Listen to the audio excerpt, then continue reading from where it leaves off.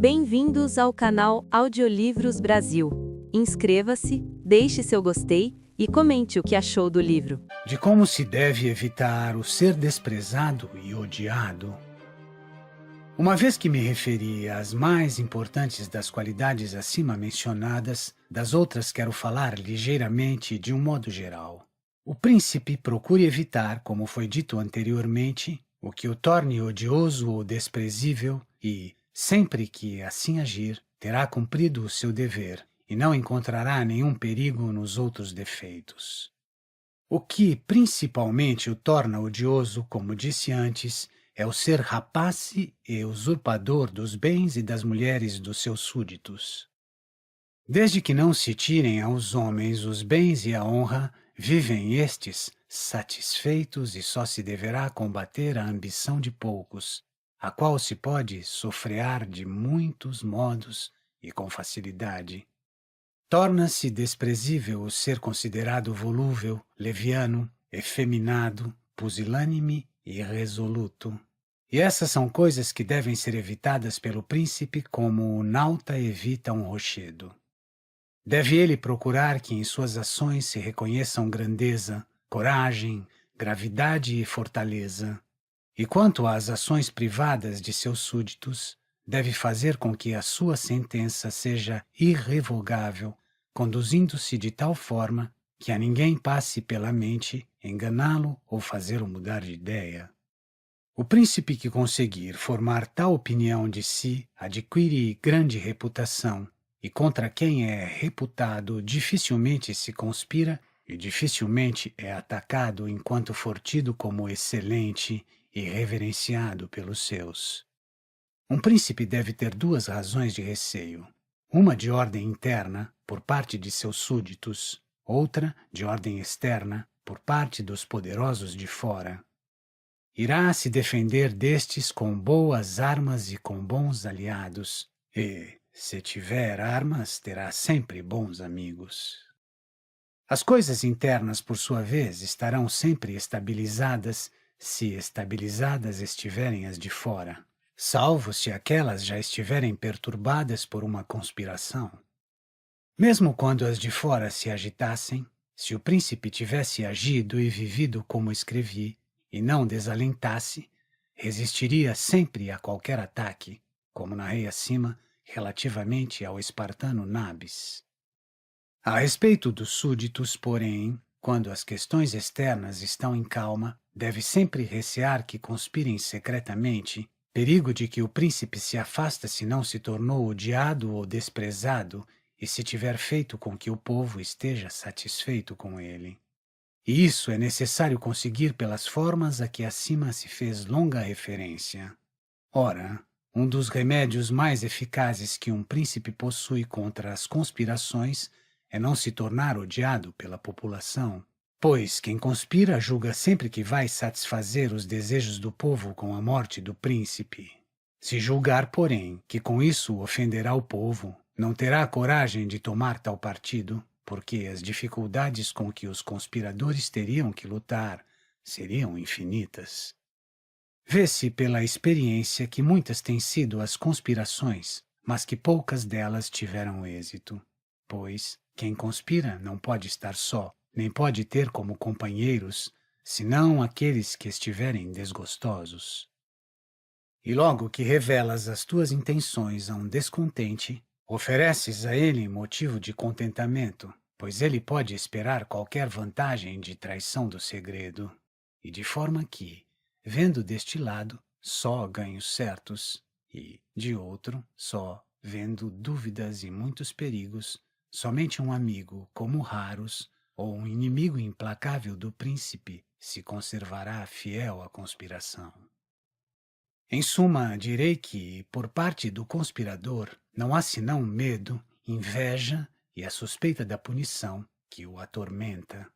Por parte do príncipe, existe a majestade do principado, as leis, a defesa dos amigos e do Estado que o resguardam, tanto que, acrescentando a tudo isso a estima popular, é impossível que exista alguém tão temerário que se abalance a conspirar. Ordinariamente, o que um conspirador receia antes de levar a efeito o mal, deverá recear também depois, tendo o povo por inimigo, depois do fato consumado, e não poderá, por isso, esperar qualquer refúgio. Poderia eu citar numerosos exemplos desta matéria. Irei me limitar, porém, a um só, que nos foi legado pela recordação de nossos pais. Tendo sido assassinado pelos Canesci, o senhor de Bolonha, Messer Aníbal Bentivoglio, avô do atual Messer Aníbal, não ficando da família senão Messer Giovanni, criança de colo, o povo, logo depois do homicídio, sublevou-se e matou todos os Canesci. Isso foi devido à benevolência popular com a qual a casa dos Bentivoglio contava naquela época.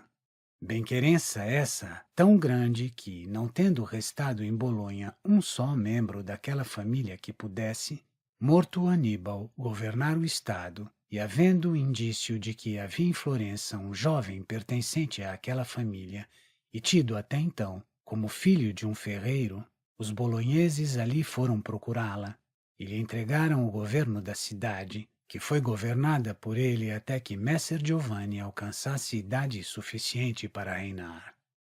Concluo, portanto, afirmando que a um príncipe pouco devem importar as conspirações se é amado pelo povo, mas, quando este é seu inimigo e o odeia, deve temer tudo e a todos. Os estados bem organizados e os príncipes prudentes preocuparam-se sempre em não reduzir os grandes ao desespero e satisfazer e contentar o povo, porque essa é uma das questões mais importantes que um príncipe deve ter em mente. Em nossos tempos, entre os reinos bem organizados e governados, deve-se enumerar o da França. Encontram-se nele numerosas boas instituições das quais dependem a liberdade e a segurança do rei. A primeira delas é o parlamento e a autoridade que possui, pois o homem que organizou aquele reino, conhecendo de um lado a ambição e a insolência dos poderosos, e julgando necessário pôr-lhes um freio à boca para corrigi-los, e, de outro, conhecendo o ódio do povo contra os grandes, motivado pelo medo e querendo protegê-los, não permitiu que essa tarefa ficasse a cargo do rei, para desculpá-lo da acusação dos grandes quando favorecesse o povo, e do povo quando favorecesse os poderosos. Por isso, constitui um terceiro juízo que fosse aquele que, sem responsabilidade do rei, deprimisse os grandes e favorecesse os menores. Essa organização não podia ser melhor nem mais prudente, nem se pode negar que seja a melhor causa de segurança do rei e do reino. Pode-se daí tirar outra notável instituição. Os príncipes devem encarregar a outrem da imposição de penas, e os atos de graça, pelo contrário, só a eles mesmos, em pessoa, devem estar afetos. Concluo novamente que um príncipe deve estimar os grandes, mas não se tornar odiado pelo povo. Poderia parecer a muitos, considerando-se a vida e morte de certos imperadores romanos, que constituíssem exemplos contrários a esta minha opinião, sendo que alguns deles, apesar de terem vivido sempre exemplarmente e demonstrado possuir grandes virtudes, perderam o poder ou foram mortos pelos seus, que contra eles conspiraram. Desejando responder a estas objeções, narrarei as causas de sua ruína, que são diferentes das que apresentei, procurando tomar particularmente em consideração aquelas que parecem notáveis a quem lê as ações daqueles tempos.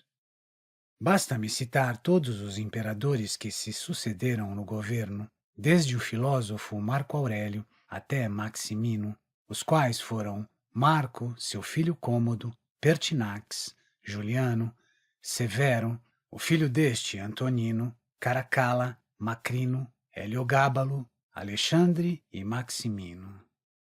Deve-se primeiramente atentar em que, enquanto nos outros principados é necessário lutar apenas contra a ambição dos grandes e a insolência do povo, os imperadores romanos tinham pela frente uma terceira dificuldade, que era a de ter que suportar a crueldade e a rapacidade dos soldados.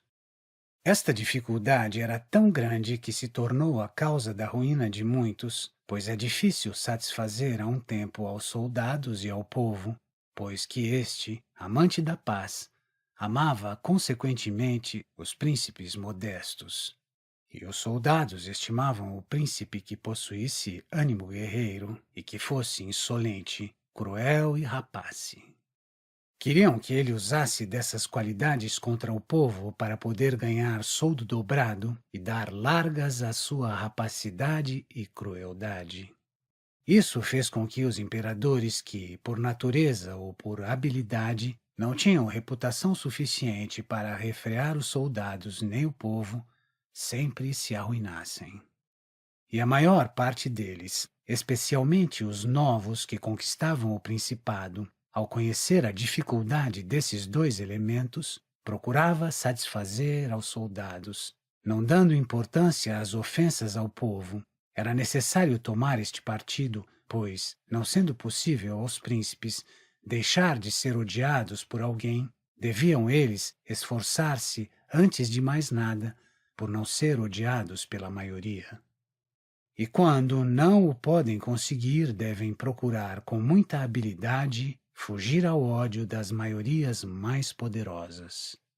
Por isso, os imperadores que, por serem novos, precisavam de favores extraordinários, aderiram aos soldados antes de aderirem ao povo, o que se lhes tornava útil ou não, conforme esse príncipe soubesse manter a reputação entre eles.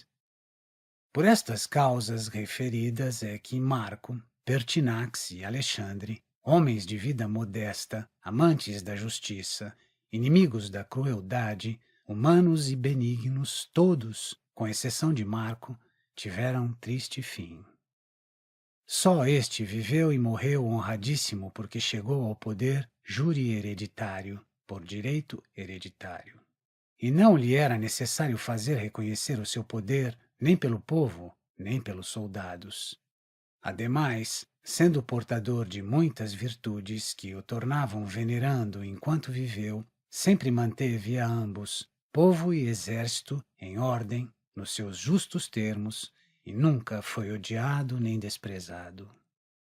Pertinax, porém, foi feito imperador contra a vontade dos soldados, os quais, tendo sido habituados a viver licenciosamente, sob o domínio de Cômodo, não puderam suportar a vida honesta que Pertinax tencionava impor-lhes. Por isso, tendo ele despertado o ódio, e tendo-se ao ódio juntado o desprezo pelo fato de ser velho, Pertinax arruinou-se logo nos princípios de sua administração.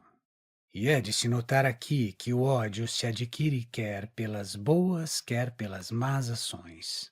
Por isso, um príncipe, querendo manter o Estado, como disse mais acima, é frequentemente obrigado a não ser bom, porque, quando aquela maioria, povo, soldados ou grandes que sejam, de que tu julgas ter necessidade para te manteres no poder, é corrompida, convém que sigas o seu pendor para satisfazê-la e, nesse caso, as boas ações são prejudiciais. Mas falemos de Alexandre, que foi tão bondoso que entre os louvores que se lhe atribuem está o de não ter, durante os 14 anos que manteve o império, mandado executar quem quer que fosse sem prévio julgamento. Apesar disso, sendo considerado efeminado e homem que se deixava dominar pela mãe, e tendo por isso caído no desprezo, o exército conspirou e ele foi assassinado. Falando agora, de outro lado, das qualidades de Cômodo, Severo, Antonino, Caracalla e Maximino, vereis que foram extremamente cruéis e rapaces. Para satisfazer os soldados, não deixaram de cometer nenhuma daquelas injúrias que se pudessem cometer contra o povo, e todos, excetuando-se Severo, tiveram um triste fim. É que Severo foi tão valoroso que, mantendo a amizade dos soldados, embora oprimindo o povo, pôde sempre reinar com felicidade, porque aquelas suas virtudes o tornavam tão admirável no conceito dos soldados e do povo, que este ficava, de certa forma, atônito, e aqueles reverentes e satisfeitos. Conhecendo Severo a ignávia do imperador Juliano, persuadiu o exército do qual era capitão na Ilíria de que era oportuno ir a Roma para vingar a morte de Pertinax, assassinado pelos pretorianos, e sob esse pretexto, sem aparentar que aspirava ao poder, conduziu o seu exército contra Roma e chegou à Itália antes mesmo da notícia da sua partida. Chegando a Roma, foi ele, pela pressão do medo, eleito imperador pelo Senado e assassinado Juliano. Depois disso, restavam ainda duas dificuldades a Severo para se assenhorear de todo o estado. Uma, na Ásia, onde Pessênio Negro, chefe dos exércitos asiáticos, se proclamara imperador, e outra no Ocidente, onde Albino também queria subir ao império. E como julgasse perigoso declarar-se inimigo dos dois, deliberou atacar Pessênio Negro e enganar Albino. A este escreveu que, tendo sido eleito imperador pelo Senado, queria dividir com ele aquela honra, mandou-lhe o título de César e, por deliberação do Senado, tornou-o seu colega.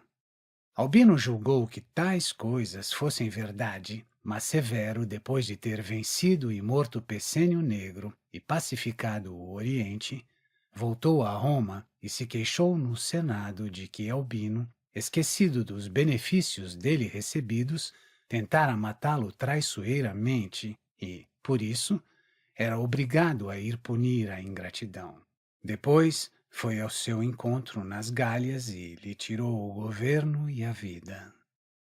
Quem examinar cuidadosamente as ações deste homem acabará por julgá-lo um ferocíssimo leão e uma astutíssima raposa, e verá que foi temido e reverenciado por todos, e não odiado pelo exército, e não se admirará se ele, homem novo, pôde manter tão grande poder.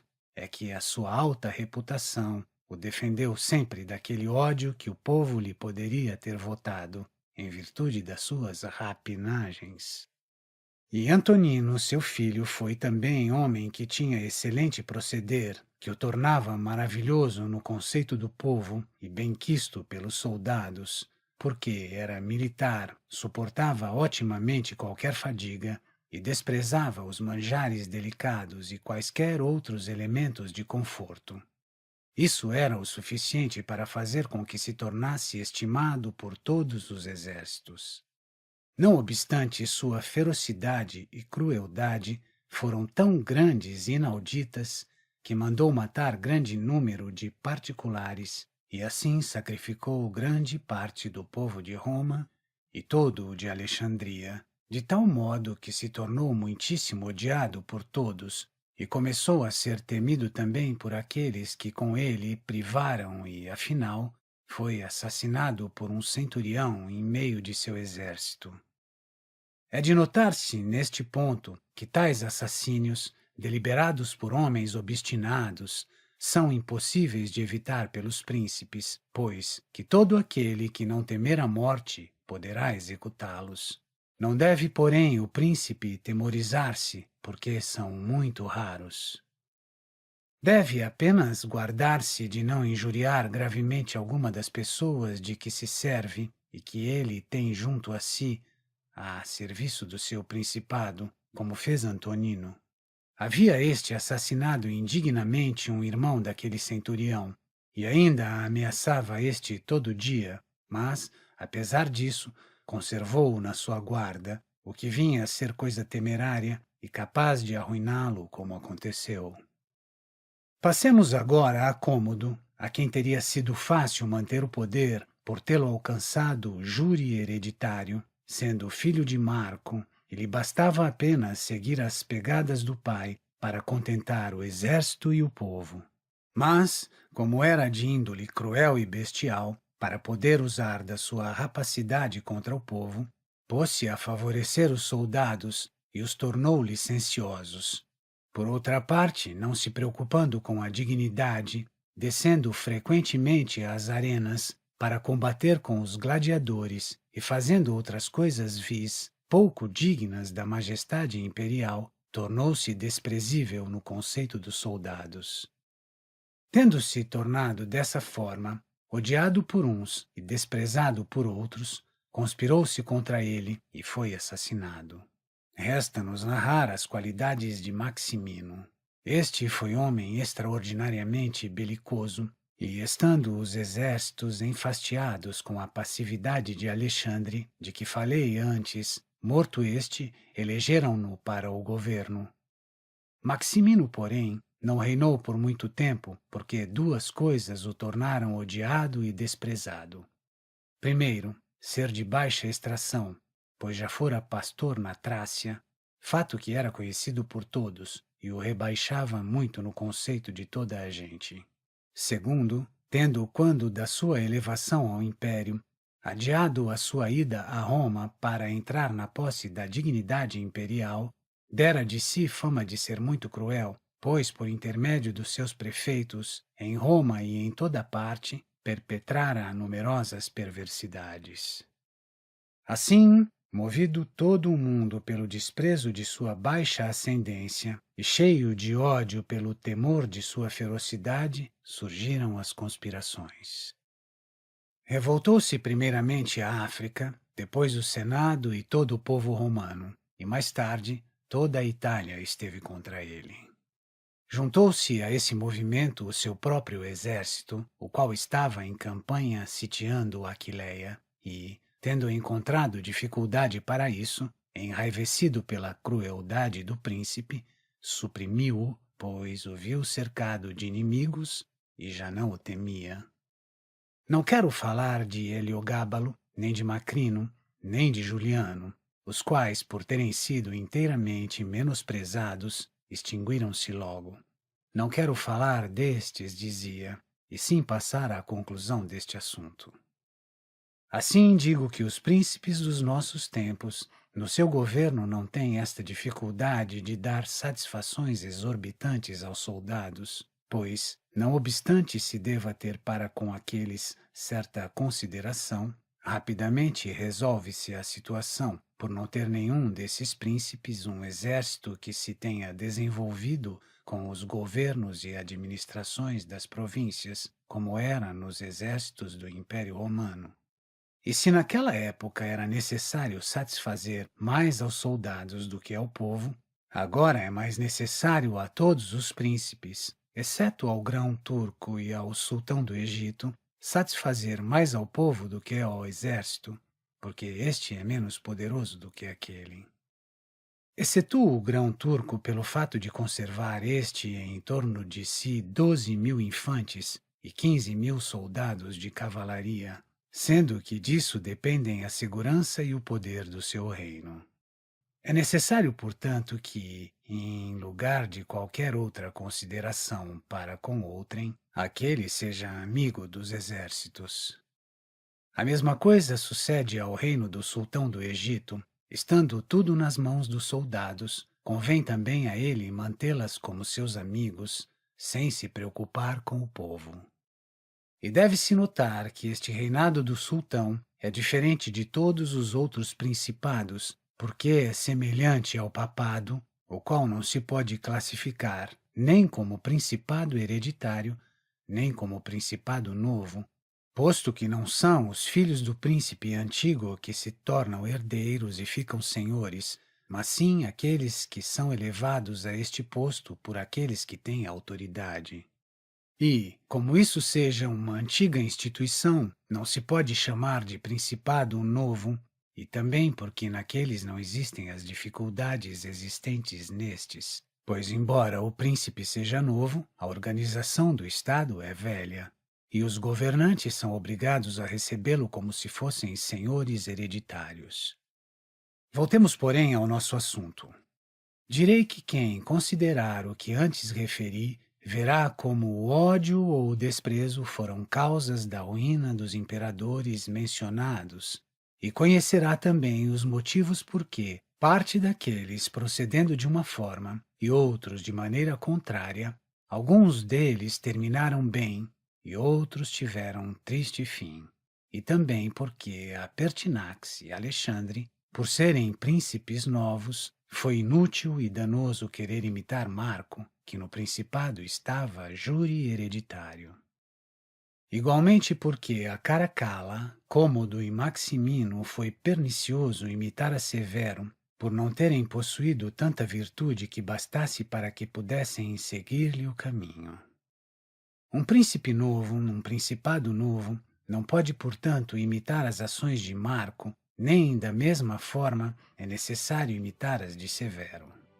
Deve, sim, aproveitar de Severo as qualidades que forem necessárias para fundar o seu Estado, e de Marco, aproveitar as que sejam gloriosas e convenham para manter um Estado que já esteja estabelecido e firme.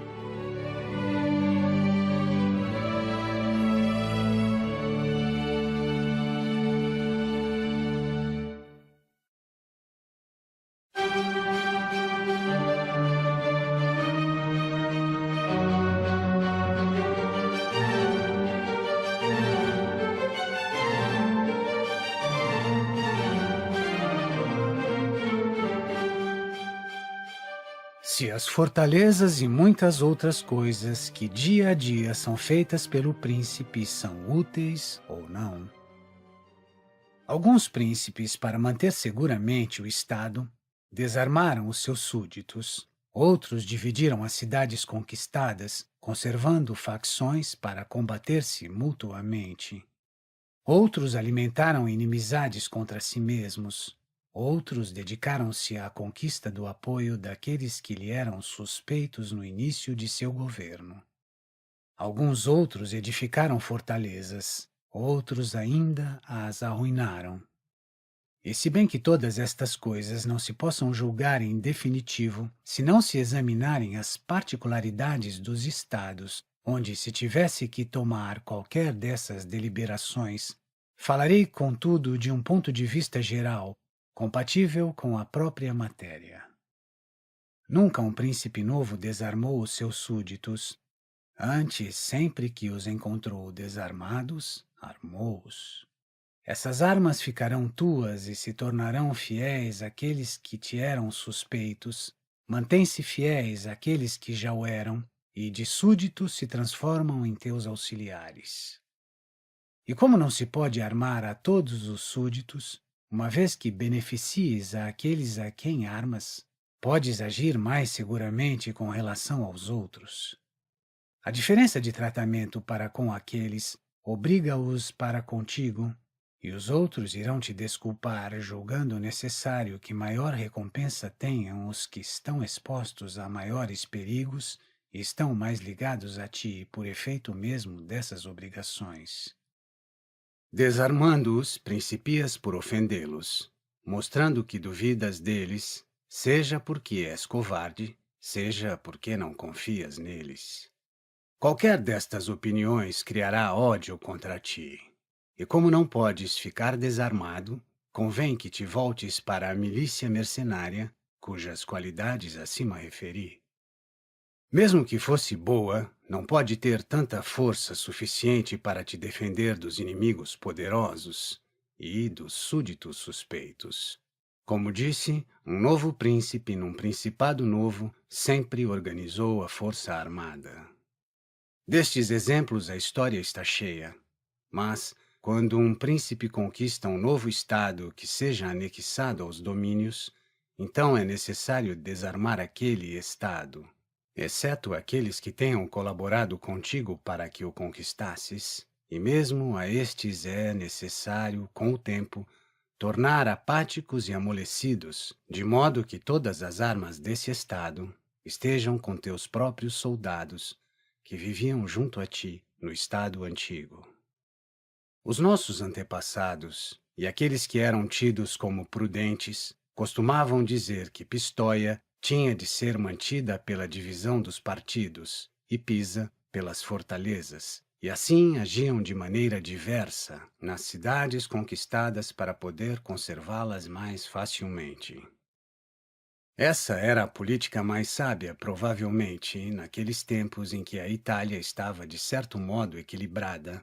Mas não creio que possa servir hoje como preceito. Não acredito que as divisões trouxessem qualquer bem. Antes, pelo contrário, acontece que, quando o inimigo se avizinha, as cidades divididas perdem-se logo, porque, a parte mais fraca aderirá às forças externas e a outra não se poderá manter. Os venezianos, obedecendo, como creio, às razões mencionadas, costumavam fomentar as facções guelfas e gibelinas nas cidades que estavam sob o seu domínio e, se bem que não os deixassem chegar até a luta, alimentavam essas discordâncias para que, ocupados os cidadãos naquelas suas diferenças, não se unissem contra eles. Isso, como se viu, não lhes deu bons resultados, porque, tendo os venezianos sido desbaratados em Vailá, algumas daquelas cidades tomaram ânimo e lhes arrebataram todos os territórios. Tal política revela, portanto, fraqueza do príncipe, porque, num principado poderoso, jamais se permitiam semelhantes divisões. Elas são proveitosas apenas nos tempos de paz, podendo-se, mediante esse sistema, governar os súditos mais facilmente. Em vindo à guerra, porém, percebe-se a sua falácia. Os príncipes se tornam grandes, sem dúvida, quando superam as dificuldades e a oposição que se lhes movem. Assim, a fortuna, máxime quando quer engrandecer a um novo príncipe, o qual tem mais necessidade de conquistar reputação do que um hereditário, suscita-lhe inimigos que o guerreiam, a fim de que tenha ele a oportunidade de vencê-las e subir mais, valendo-se daquela escada que os próprios inimigos lhe estendem. Muitos julgam por isso que um príncipe sábio, quando tiver ocasião, deve fomentar com astúcia certas inimizades contra ele mesmo, a fim de que, pela vitória sobre os inimigos, mais se possa engrandecer. Os príncipes, e principalmente os recentes, têm encontrado mais fé e maiores utilidades nos homens que, no início do seu governo, lhes eram suspeitos do que naqueles que, naquela ocasião, lhes haviam inspirado confiança. Pandulfo Petrucci, senhor de Siena, dirigia o Estado mais com auxílio daqueles de quem suspeitara do que daqueles em que tivera confiança. Mas de tal matéria não é possível estabelecer regras gerais, pois variam muito as circunstâncias de cada caso. Direi apenas que os homens que foram hostis à fundação de um novo governo para manter-se, carecem eles mesmos de apoio. O príncipe sempre poderá conquistá-las com grande facilidade. Eles, por sua vez, são forçados a servi-lo com tanto maior lealdade quanto reconheçam a necessidade de anular, pelas ações, aquela péssima opinião que tinha o príncipe a seu respeito. Assim, a este aproveitam mais os serviços dos antigos adversários do que os daqueles que, por ter demasiada segurança, negligenciam os interesses do príncipe. Agora, como a matéria mesmo o proporciona, não quero deixar de lembrar aos príncipes que tenham tomado recentemente a direção de um Estado, mediante o favor da população, que considerem bem que a razão os terá levado a favorecê-los. E se ela não for a feição natural para com eles, e sim o descontentamento com o antigo governo, ao príncipe só muito dificilmente será possível conservar a amizade daqueles, pois será impossível satisfazê-los. E, considerando bem, com os exemplos que há das coisas antigas e modernas, relativamente à razão deste fato, veremos que ao príncipe é muito mais fácil conquistar a amizade daqueles homens que estavam contentes com o regime antigo, sendo, portanto, seus inimigos, do que a daqueles que, por descontentes, fizeram-se seus amigos e aliados, ajudando-o na conquista do Estado. Tem sido o hábito dos príncipes, para poder manter mais seguramente o seu Estado, edificar fortalezas que sejam o bridão e o freio dos que tivessem a intenção de atacá-lo e possuir um refúgio seguro no caso de sofrer um ataque inesperado. Louvo este modo de agir, porque é usado desde os tempos remotos. Apesar disso, Messer Niccolò Vitelli, em nossos tempos, viu-se na contingência de destruir 2 fortalezas na cidade do castelo para poder manter aquele estado. Guido Ubaldo, duque de Urbino, reconquistando o seu domínio de onde fora expulso por César Borgia, destruiu desde os alicerces todas as fortificações daquela província e julgou que sem elas seria mais difícil perder o Estado novamente. Os Bentivoglio, regressando a Bolonha, tiveram o mesmo procedimento. As fortalezas, portanto, são úteis ou não, segundo as circunstâncias, e se te fazem bem por um lado, arruinam-te por outro. Pode-se explicar este fato da seguinte maneira: o príncipe que tiver mais medo do seu povo do que dos estrangeiros deve construir fortificações, mas aquele que tiver mais temor dos estranhos do que do povo não deve preocupar-se com isso. O castelo de Milão, edificado por Francesco Sforza, foi e será maior motivo de perturbações para a casa dos Sforza do que outra coisa naquele estado. Mas ainda a melhor fortaleza que possa existir é o não ser odiado pelo povo, pois que, se tiveres fortificações e fores odiado por ele, elas não poderão salvar-te, pois não faltam nunca aos povos rebelados príncipes estrangeiros que desejem ajudá-los. Em nossos tempos, observa-se que as fortalezas não deram proveito a nenhum príncipe, a não ser à condessa de Forli, quando morreu o conde Girolamo, seu esposo, porque, graças às fortalezas, é que pôde escapar à fúria popular e esperar socorros de Milão, conservando assim o seu estado. E a época era tal que os de fora não podiam socorrer o povo. Sem embargo, também à condessa de Forli, as fortalezas pouco adiantaram quando César Borgia lhe assaltou o estado e o povo, inimigo daquela, formou ao lado do conquistador. Portanto, quer nessa ocasião, quer antes, teria sido mais seguro para ela não ser odiada pelo povo do que possuir fortalezas. Considerando-se, pois, todas estas coisas, louvarei os que construírem fortalezas e também os que não as construírem, e lamentarei aqueles que, fiando-se em tais meios de defesa, não se preocuparem com o fato de serem odiados pelo povo.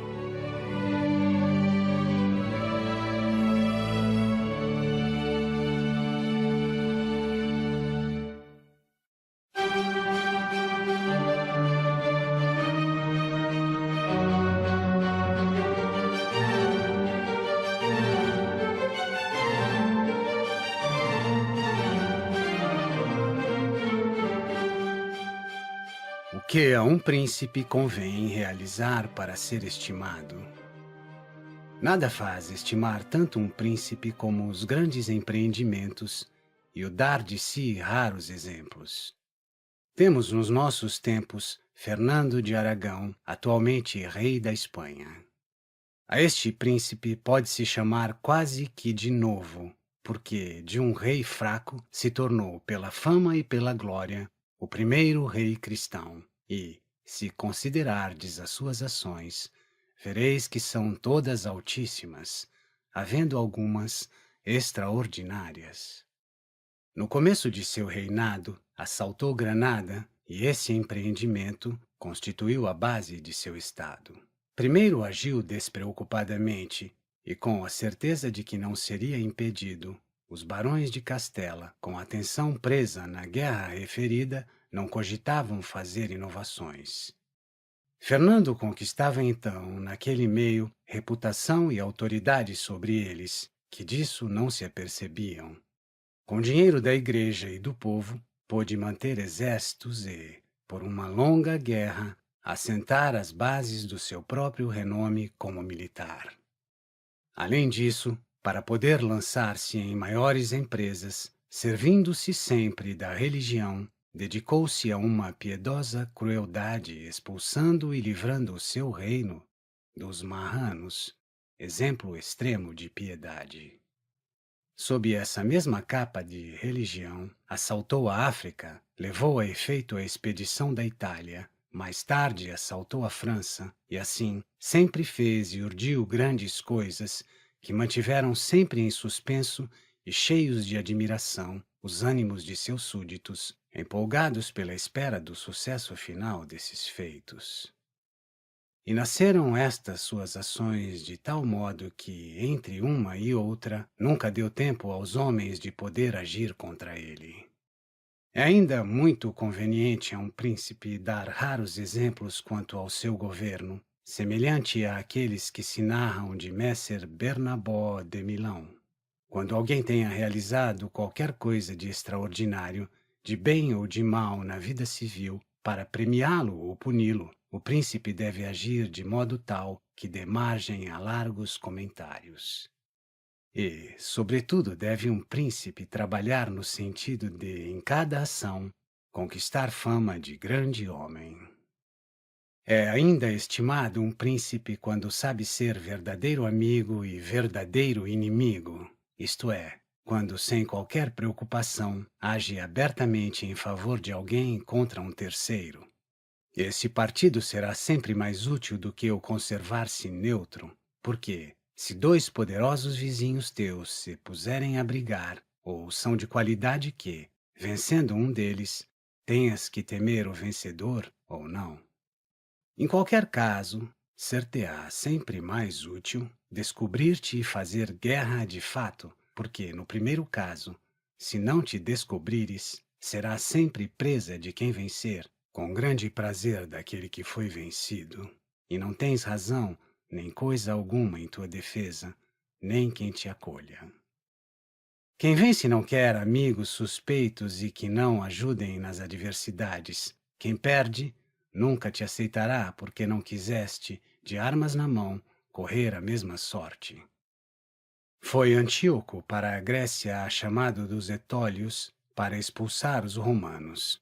Antíoco enviou embaixadores aos aqueus que eram aliados dos romanos para concitá-los a se manterem neutros.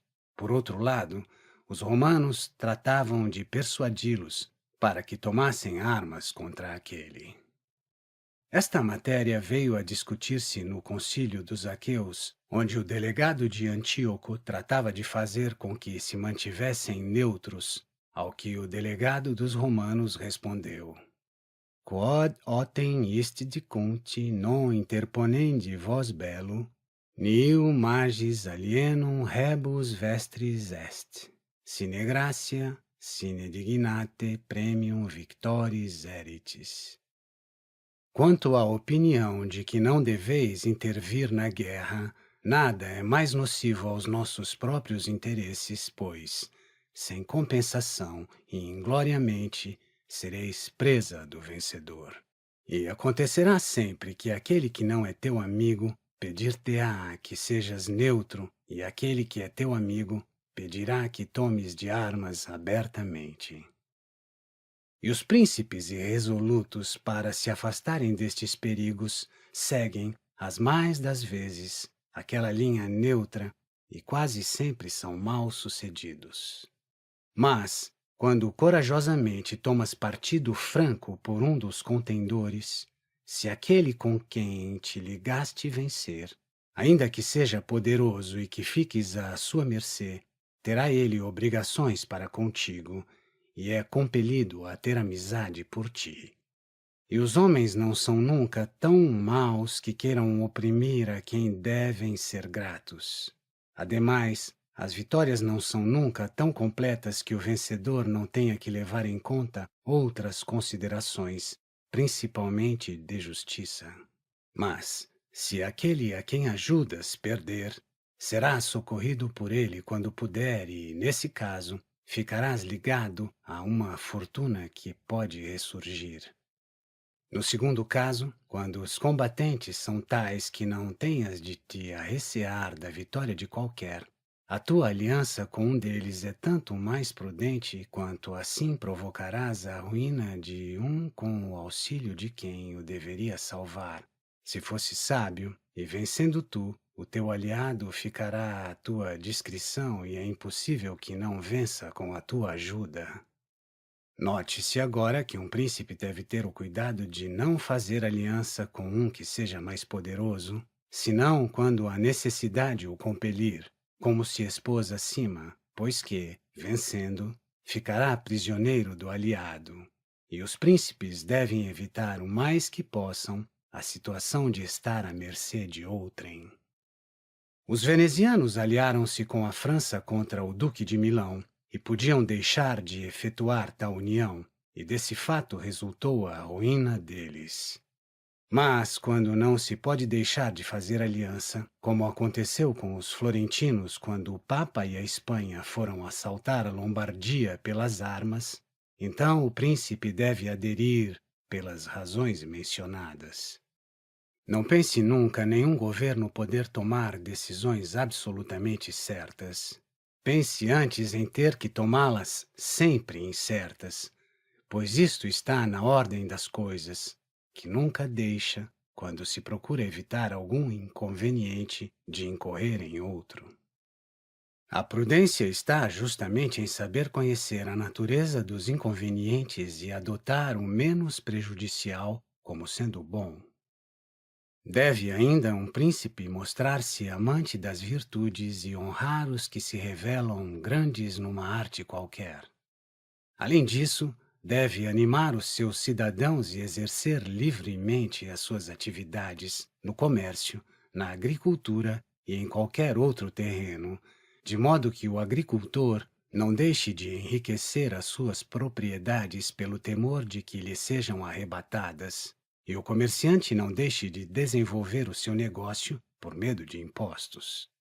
Pelo contrário, deve constituir prêmios para os que quiserem realizar tais coisas e para todos os que, por qualquer maneira, pensarem em ampliar a sua cidade ou o seu estado. Além disso, deve, nas épocas propícias do ano, proporcionar ao povo festas e espetáculos. E como todas as cidades estão divididas em artes ou corporações de ofício, deve ocupar-se muito destas, indo ao seu encontro algumas vezes, dar provas de afabilidade e munificência, mantendo sempre integral, contudo, a majestade da sua dignidade, a qual não deve faltar em nada.